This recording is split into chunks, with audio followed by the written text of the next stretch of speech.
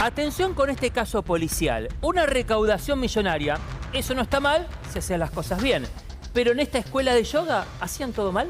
Todo mal, porque en realidad no era una escuela de yoga.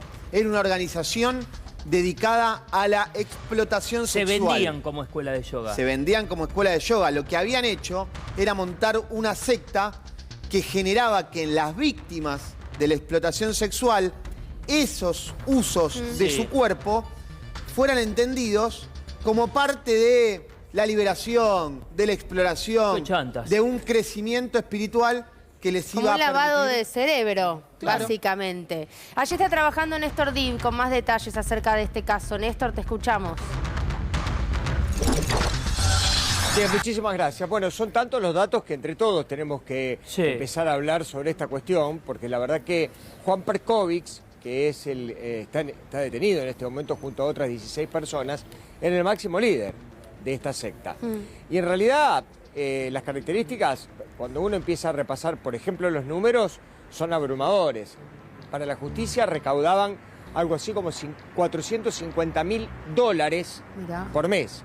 Y esto era una cuestión que estaba sustentado fundamentalmente en una prostitución encubierta. Ustedes saben que, a ver, es interesante este dato.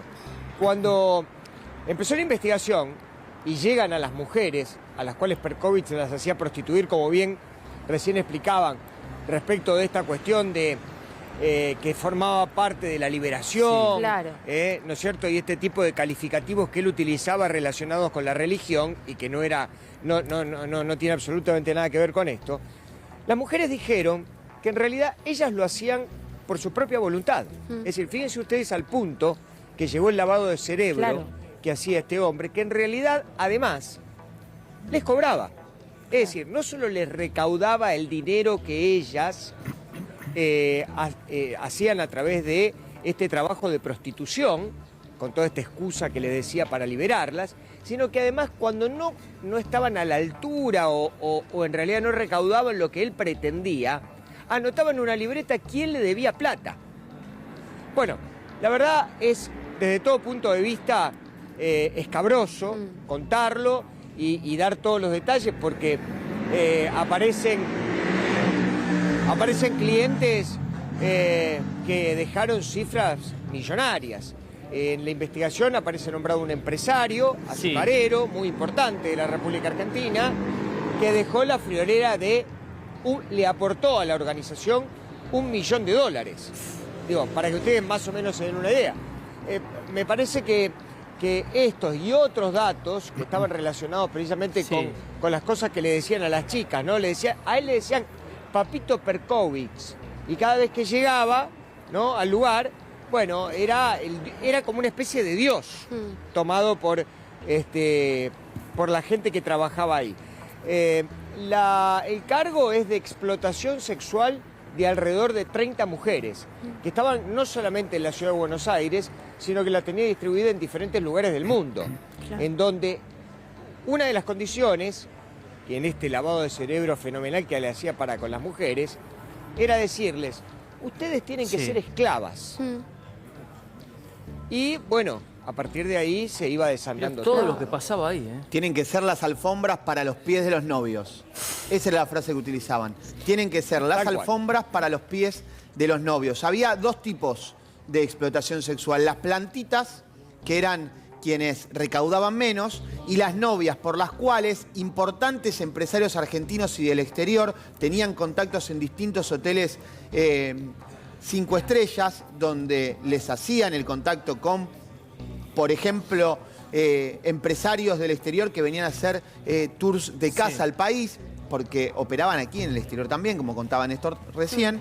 Y este hombre era el que se encargaba de gestionar estos noviazgos. Por supuesto, es un eufemismo. Eran esclavas que tenían la finalidad de sacarle sumas millonarias a los empresarios con los cuales se relacionaban. Una frase de este hombre, linda, fea, gorda, flaca, todo se vende salvo que esté muerta. Claro, todo era parte de enmascarar, ¿no? La prostitución, a ver, la explotación sexual, Sí. ¿no? De estas mujeres, llamarlo un vínculo de noviazgo, decirle ustedes lo hacen porque se están liberando, como si se estuvieran Sí. haciendo un beneficio para ellas mismas.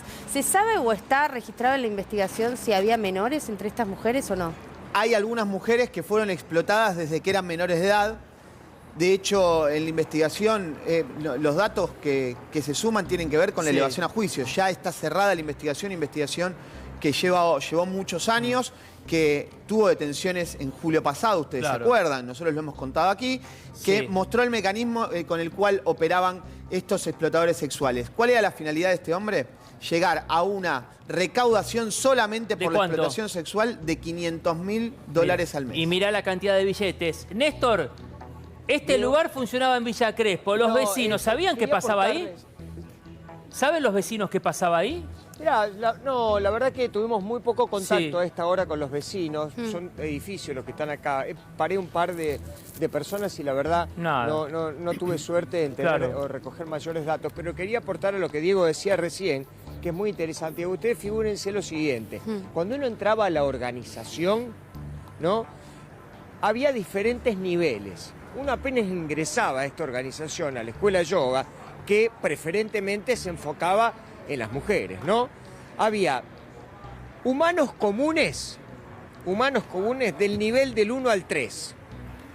Luego evolucionaban alumnos, a genios, a apóstoles, y al final aparece el nivel 7, que era el nivel de maestro o de ángel, ¿no? Bueno, para subir a ese camino, ¿no? de la devoción, había que sacrificarse para la organización precisamente a través de este tipo de cuestiones, ¿no? sí. De esclavizarse, Claro. en este caso, en el caso de mujeres, esclavizarlas Sí. sexualmente. Escalofriante. Y había que Sí. dejar de lado, bajar el yo. Él decía, hay que bajar el yo, ¿no? En esta organización. Que era el pensamiento crítico. Cuando alguien tenía alguna duda Sí. respecto a lo que le estaban haciendo hacer, una mujer, Néstor aporta un dato muy importante. De las 30 mujeres que se ha acreditado eran explotadas sexualmente, 20 declararon que lo hacían bajo su propia voluntad.